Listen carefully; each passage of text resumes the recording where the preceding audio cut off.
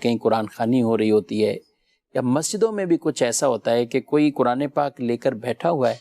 دوسرا کوئی شخص آتا ہے تو یا تو وہ کرسی اس کے پاس ہی لے کر آ جاتا ہے، یا کرسی پہلے سے ہی رکھی ہوئی ہے، اب ایک آدمی نیچے بیٹھا ہوا ہے، دوسرا آدمی کرسی پر ویسے ہی بیٹھا ہوا ہے، نیچے والے شخص کا اب یہاں پہ کیا کہیں گے؟ قرآن پاک نیچے ہے، آدمی اوپر کرسی پر بیٹھا ہوا ہے۔ قرآن پاک بالخصوص ہمارے جو مسلمان ہیں ان میں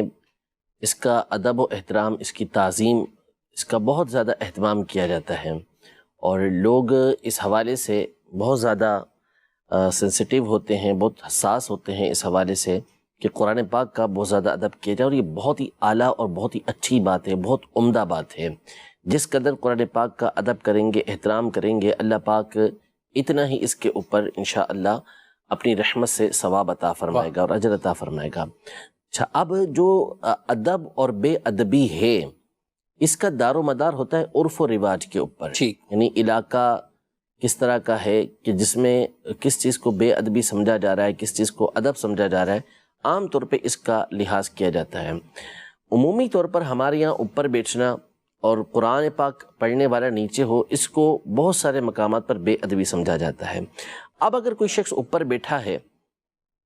یہاں ہم یہ دیکھیں گے کہ اس کا بیٹھنا بغیر کسی وجہ کے ہے، بغیر کسی عذر کے، بغیر کسی بیماری کے ہے، یا کسی وجہ سے، کسی عذر بیماری کی وجہ سے وہ بیٹھا ہے۔ اگر وہ اوپر بیٹھا ہوا ہے اور کوئی بیماری اس کے ساتھ، کوئی پرابلم اس کے ساتھ ایسی ہے کہ وہ نیچے نہیں بیٹھ سکتا، نماز کے لیے آیا، اس کے لیے نیچے بیٹھنا ممکن نہیں ہے، اب وہ اوپر بیٹھ جاتا ہے، تو اس صورت میں اس کا بیٹھنا درست ہے۔ البتہ یہاں پر یہ احتیاط برتنی چاہیے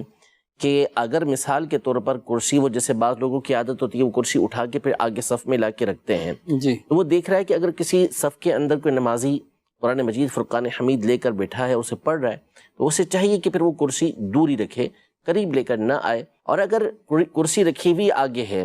اور بیٹھنے کے لیے اسی مقام پہ رکھی ہوئی ہے، تو پھر پڑھنے والے کو یہ چاہیے کہ وہ کسی اور مقام پہ بیٹھے،